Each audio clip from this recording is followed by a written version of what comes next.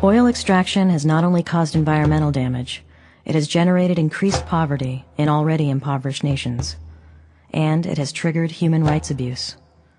Ruthless dictatorships are sometimes a partner in the extraction of oil.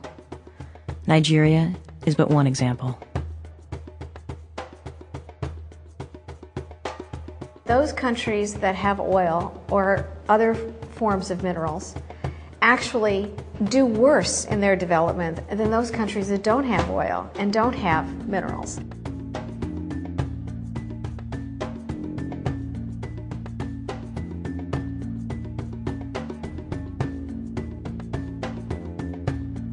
They have higher rates of malnutrition than many of the non-oil countries. They often have very surprising rates of infant mortality.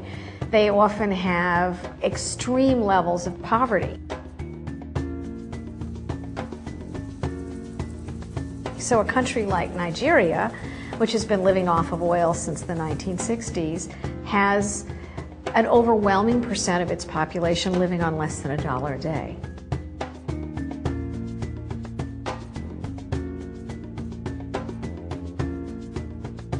Within the period Nigeria was producing more oil, statistics show you that about 70% of the people, even today, live below the poverty line. 70% of the people. And we're talking of a population of over 100 million. So poverty level has actually increased with years of oil production instead of going down.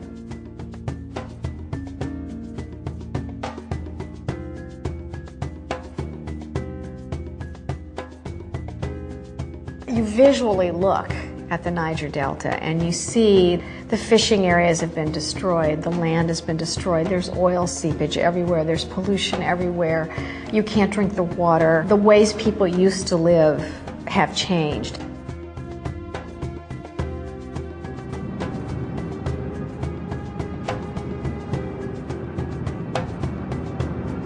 And it's a very dramatic, visually dramatic result that you can see after 30 years of oil exploration, or even more actually in that area.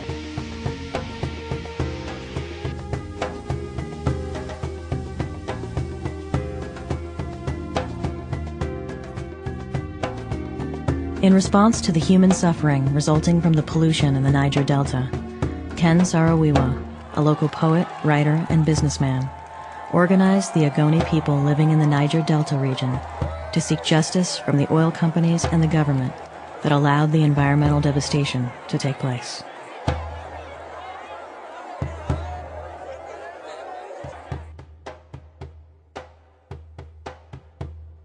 The Ogoni are a fishing and farming people. They have lived in a very fertile area that produced most of the food that was eaten in the Delta proper.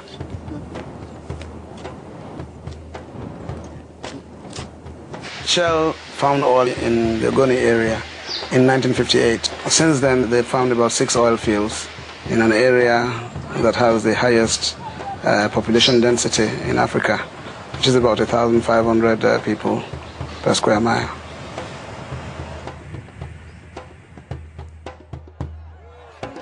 Ken was extremely effective in organizing against Shell's activities in Ogoni land. He founded the movement for the survival of the Ogoni people, MOSOP. And MOSOP really was a very effective organizing group at a time when this was pretty much unheard of in the Niger Delta region.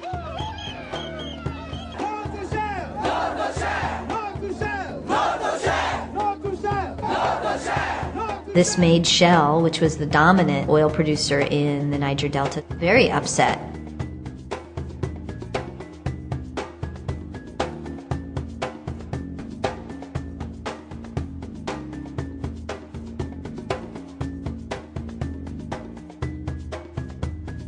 As far as we know, Shell started lobbying the Nigerian government to do something about this activist group that was beginning to really put pressure on the oil companies to do things differently and draw attention, even internationally, to the environmental damage.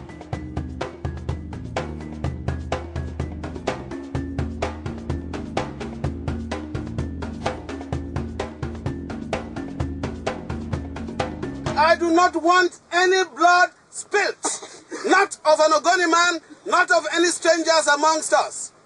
We are going to demand our rights peacefully, non-violently, and we shall win.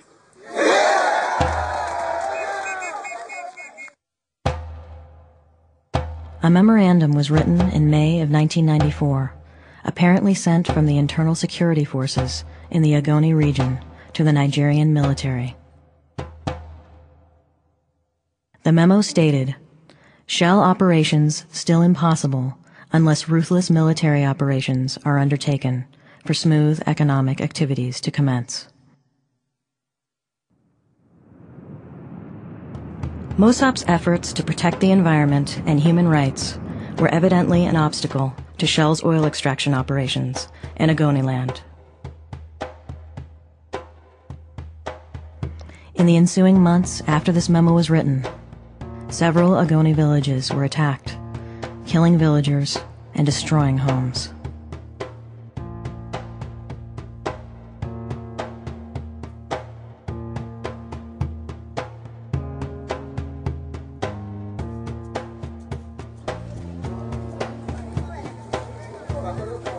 I think it was a military punishment for the Ogoni people to teach them a lesson, I presume.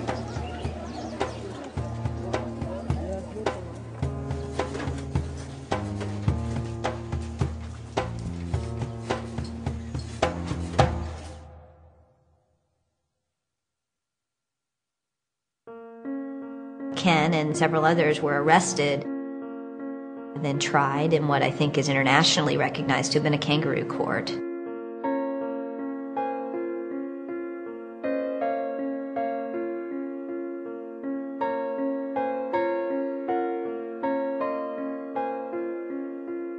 Together with a number of other minority rights activists, he was executed by the military regime.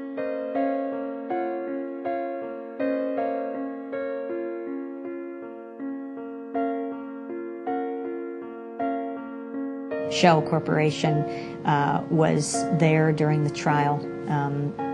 People protested all over the world, begging Shell to stop the execution.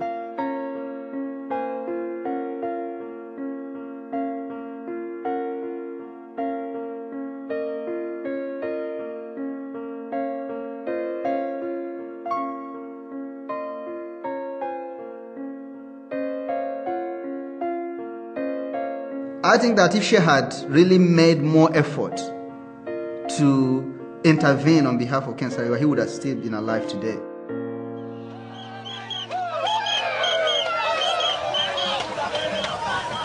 Ogoni Day in 1993 was the most exhilarating experience for me. It was wonderful to see a people who had been docile for so long. It was good to see fear no longer a part of them. And on that day, when I saw the large number of people streaming into Bori from their various villages, I really felt a sense of fulfillment. If I had died the day after that, I would have died a very happy man indeed.